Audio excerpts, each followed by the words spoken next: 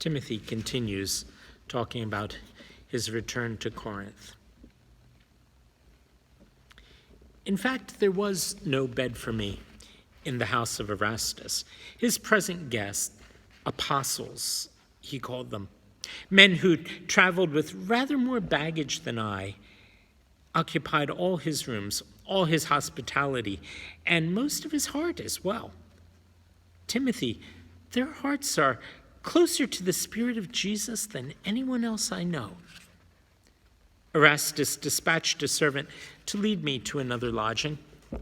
Stephanas is the one who told me you were coming. Stephanas is preparing to receive you, Timothy. Stephanas welcomed me in quietness, with no more exuberance than the embrace of brothers and gentle signs of peace. Very few lights were lit in his house, and he seemed himself to hold his soul in darkness. "How did you know I was coming?" I said.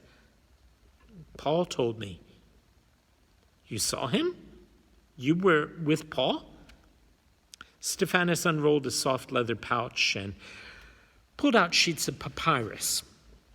"Yes," he said softly. "Look, he sent a letter back to us." A very long letter indeed. It wasn't for me. It was for the churches here in Corinth. But twice this letter begged the churches to receive me.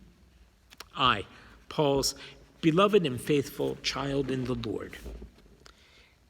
I should be put at ease, Paul wrote, and no one should despise me. Why would someone despise me? Now my soul entered as well the quietness and the occlusions of Stephanas's mood.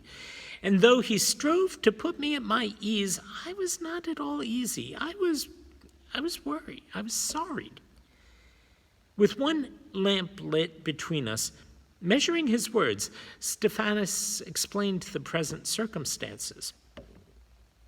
With many sighs, he told me his story. During the recent winter, certain questions had arisen among the Corinthians, which they felt required Paul's assistance and his answer. Therefore, as soon as spring brought calm to the sea, the churches deputized Stephanas and Fortunatus and Achaicus to sail for Ephesus with a formal list of the issues that most wanted response. I, too, had begun my travels with the better weather, so the deputies arrived in Ephesus after I had left. Arrived cheerfully, Stephanas said, rejoicing to see their teacher again. Arrived as a pure surprise to Paul, who kissed them and laughed and stroked their faces and kissed them again. But when the four of them sat for discussion, face to face, things changed. And it came to pass that they had borne more than a public letter to Ephesus.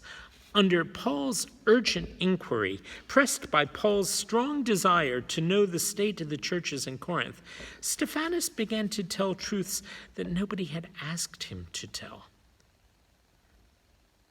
Members of the churches were involved in extreme sexual immoralities.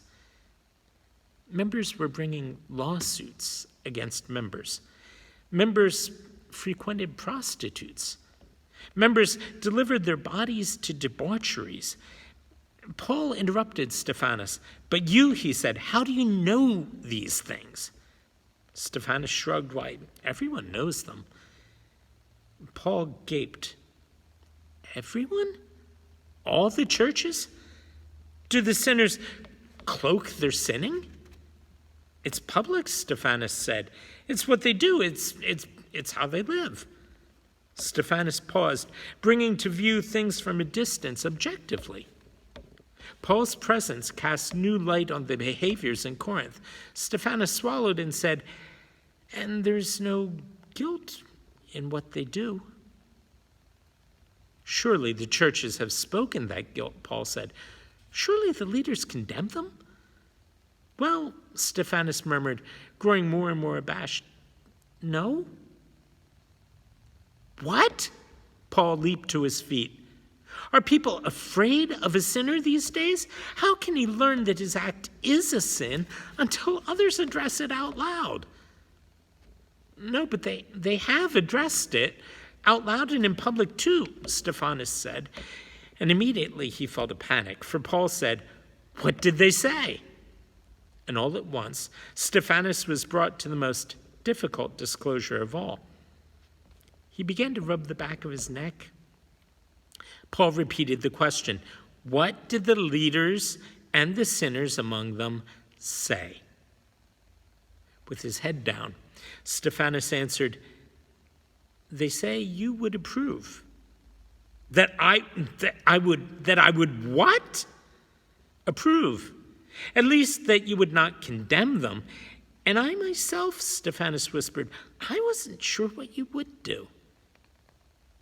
The room in which they were talking became as still as the air before a storm. Paul was fixed and mute, unreadable. Stephanas saw no sign for what to say next. He had to proceed by his own conceiving. He said, "You were the teacher. You are our teacher still." Stephanas folded his hands and strove to speak with a grave articulation. "You taught us for freedom. Christ set us free. You urged us to stand fast and never to submit to slavery under the law." "Freedom," Stephanas said, "freedom. You gave us the wonderful gift of freedom. And when the churches discussed the behaviors of some of these members, many people reached the conclusion that all things are lawful. All things, they said, are lawful for me. And the leaders didn't disagree. And even if most could not go through that door, we didn't close it either, because it seemed, that it was opened by you. But some grew angry, very angry, saying, 'Paul has unsinned sinning.'"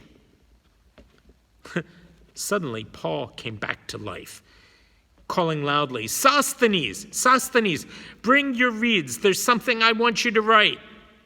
And he ran from the room. Stephanas, Fortunatus, Achaicus, none of them saw Paul again till the following day, when he came and embraced them with a solemn strength and gave them the long epistle which now was lying on the table between Stephanas and me, under one lamp in his little house, in the dark of a dismal night. Paul's letter covered everything: the divisions that Chloe's slaves had reported, the formal questions of the congregations, the sins of some of the Corinthians, the actions others should take. Stephanas was miserable. This was not a letter of concessions. It neither praised much nor excused at all. It was the teacher teaching, the preacher exhorting, scolding, but seldom consoling. It was the apostle exercising authority, issuing instructions to the whole community, sometimes requiring kindness for others, sometimes demanding the rod. And Stephanas, who had brought so much of Corinth to Paul, now had to bring Paul to Corinth. It was his obligation to read this letter aloud to each of the churches in all of the houses where congregations gathered, beginning with the house of Erastus, the manager of public markets.